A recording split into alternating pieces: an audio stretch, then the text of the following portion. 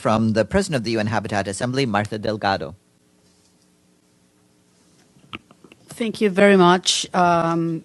First of all, I want to say that it is a privilege for me being amongst two women and myself, three women leading this press conference. It is such a great, show of the women participation at the United Nations. I am so proud of it. It is an honor for me as a president of UN Hábitat General Assembly to be part of this meeting, an event that is held every year, especially in such a disruptive time when the world is, facing difficulties, and when all the countries are very busy looking out for the reaching the peace in the world again. So in this sense, I have to say that cities, as Mrs. Minister have said, are very important for this purpose.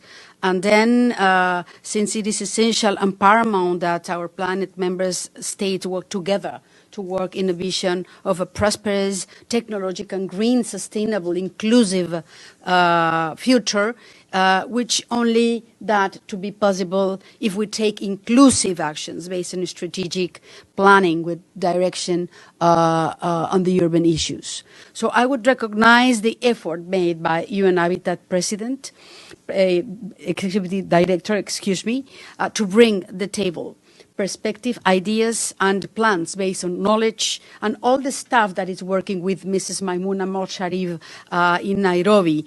All these plans are based in the work of different experts that are in Nairobi, but not always enough. And we want to support the organization with enough abilities and capabilities to ground their data, the studies, and the evidence that we are recommending to be taken into account in all the plans around the world for cities. Enriched for different experiences, different governments, academia, international entities, civil society organizations, and also with the aim that together we can implement the smart cities model in each country and at the local level. That is very relevant. So thinking on these ideas will be important to establish synergies that will become into actions for a planet that can be adapted to the new urban agenda for the fulfillment of the Sustainable Development Goals. So we are really committed with that purpose, and we know that people in urban terms and in different latitudes of the world will continue to face a great number of challenges.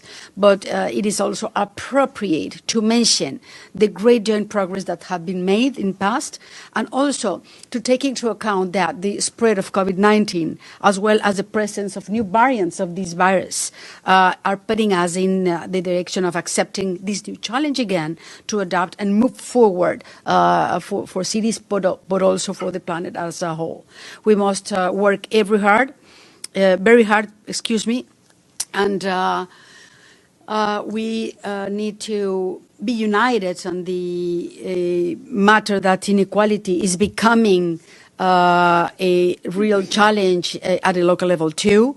We want to mention that it is very relevant to build prosperity and help those who need it most in the world. This approach demands and redefines where we want to take urban spaces and how to address priority emergencies with comprehensive and technological approaches that go far beyond visible administrative boundaries. So collaboration, today, we have a lot of mayors, a lot of local authorities, also ministers, representatives of the UN agencies. So we have to work together to promote smart cities, always guided by knowledge, by inclusion, respect of human rights, and the environment, leaving no one and no place behind. And those places are cities indeed. From Mexico, I am the Undersecretary for Multilateral Affairs and Human Rights, and particularly as a president of the UN Habitat Assembly. We are committed to plan and implement the best practices in the creation of cities for a more appropriate and effective multilateralism.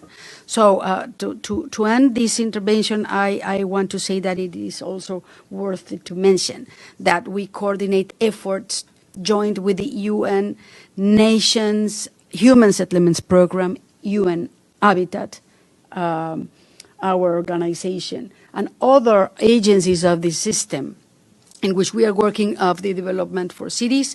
This allows us to do the most important things and global decisions that they frame the world agenda on sustainable urbanization and the creation of more prosperous cities and also communities. The implementation of the 2030 agenda, locally and regionally speaking, we also have now a Escazú agreement, which is devoted to guarantee the public participation, the access for information and environmental justice in Latin America and the Caribbean.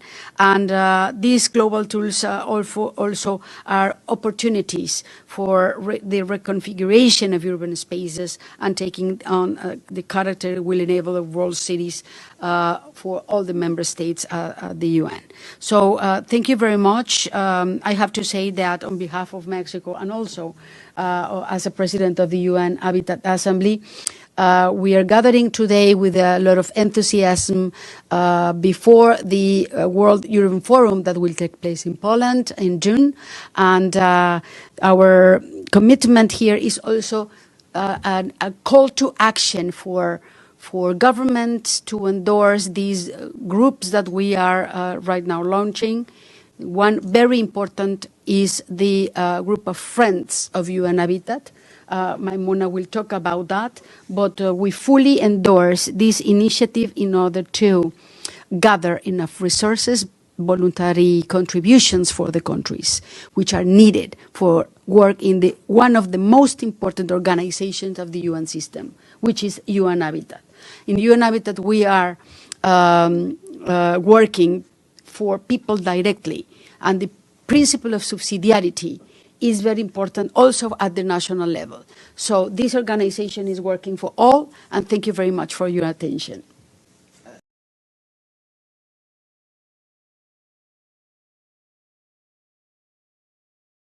just want to say that, of course, this is a world crisis, and of course, national government and members of the UN are discussing in the Security Council how to negotiate peace, which is the most important thing right now. But at the local level, we are right now in this meeting for local governments and local authorities. And citizens, they live in cities. The suffering of people is experienced in cities. And we have been really discussing in a lot of multilateral fora what are going to be the impacts of this specific crisis. For example, in UNESCO, they are looking for the world heritages that are in Ukraine and are being affected right now. The World Food Program is analyzing how not just Ukraine or Russia or regionally in Europe, but all the world chain of food is going to be affected, as well as how to coordinate different activities for the not broke the supply chain of other kind of products that are manufacturing in the region. So I just want to say that the multilateral, for example, the Atomic Energy Organization or the Refugees Organization, refugees are also arriving to other cities of the world, which may also be prepared for receiving these migration. So there are a lot of things related with the community organization that are affected by this crisis or others. The crisis of the pandemics also affected the way that we are living in cities. And at the end of the day, climate change will be also a claim for resilience for cities in order to be adapted for the new weather. So the relevance of the organization of UN Habitat, the relevance of these agendas, rather if there are crises of the world that it is senseless, as Maimunah said, but also the climate change or the pandemics or food crisis, they are hitting, first of all, the urban agendas, and we are going to discuss today about that.